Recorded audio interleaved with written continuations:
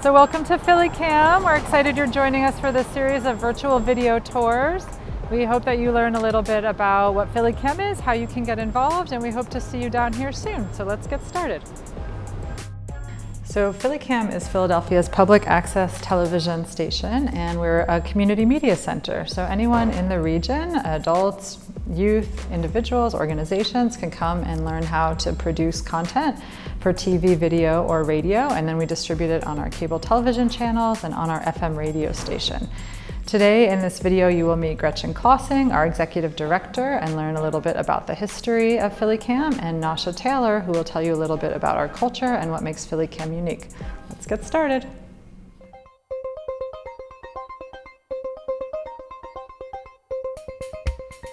In 1983, the city of Philadelphia and the cable companies promised the public access to cable television to create and distribute their own non-commercial media.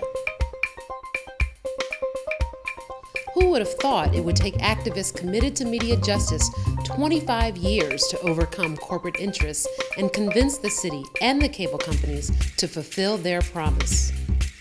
Public access television came into being somewhere in like the late 60s, early 70s with the advent of cable television.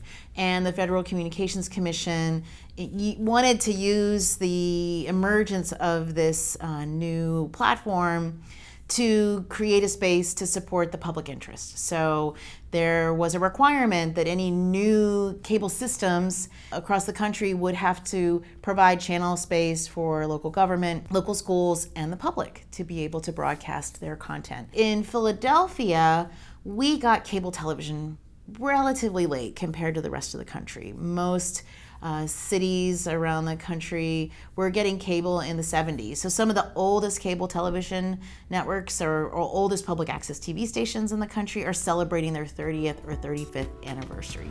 Philadelphia is one of the only cities in the country without public access television, and the people of Philadelphia continue to miss out on this great opportunity.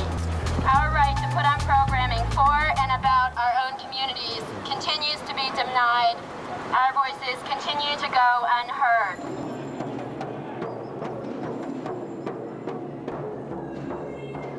The power of public access is being able to give those who know the story best the opportunity to express themselves. Imagine people from all walks of life, young and old, being taught how to produce video, research topics for school, design websites, and enter into the global dialogue on the internet. That commitment to giving all folks the opportunity to kind of create programming that reflects their own unique point of view is at the core of what we do.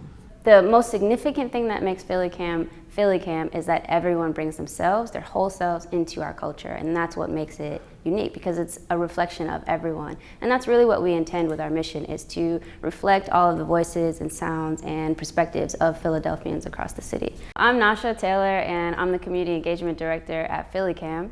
Folks become members from all over the city, virtually every single zip code, as long as you're a resident of Philadelphia. Folks are collaborating in all different types of ways to create different types of content. Like a lot of organizations around the city, PhillyCAM has really adapted to serve members, both the existing members and new members across the city too. So folks are continuing to create content from home in various ways. They're also able to come into PhillyCAM and use our resources as well. So sometimes it's a combination of the two, where they're reserving equipment here or they're using their own equipment at home, something even as simple as their cell phone. Then we have workshops that folks are taking on site in the media lab behind me, but also online over Zoom. And even in this moment of, people say, oh, well, everyone can make media. Everyone has access to a camera. It's in the phone in their pocket. And that is true, and that is amazing.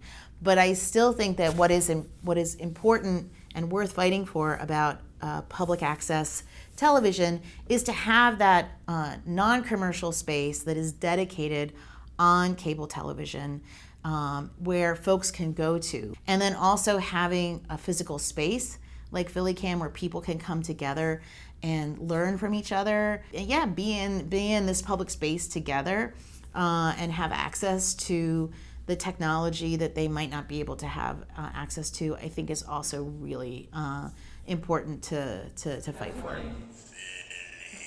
Fast forward to the 90s, and that first agreement between the cable companies and the city was expiring.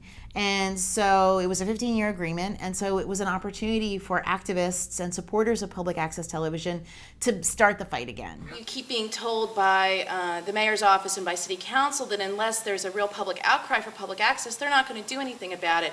And I think it's really hard for people to necessarily get all riled up about something if they don't even know it exists or that they don't have it. Does council ever plan to give us the reason why public access has not been implemented? How can you, in good conscience, continue to turn your back and refuse to do what is right? How difficult is it? We're not going away. But the question is, why has Comcast been permitted to discriminate against the citizens of this city? I sit here before you. I've told you that I've broken laws. I've committed civil disobedience for freedom of speech in this country. What you, as City Council right now, you are doing the reverse. You are committing civil disobedience in favor of media concentration of ownership. It took another 7 or 8 years before the city finally implemented their own ordinance and created the nonprofit, which became PhillyCAM. There was a lot of struggle figuring out how to actually pay for public access. What was agreed upon finally in 2008 was that there would be a provision added to every cable subscriber's bill that would go towards funding the operations of a public access facility. So, if you are a cable subscriber, on your bill you will see a line item called public access, and that is where we get our funding. So it is with unmitigated joy, we're actually completely and totally thrilled to stand here in the company of city officials and cable company representatives at the end of a nearly 25-year-long campaign to be able to talk about what public access cable television can look like in Philadelphia and what it will mean for our citizens. This is Philly Access Television. On October 23, 2009, PhillyCAM began cablecasting on Comcast and Verizon. Finally, after 27 years, public access television is on.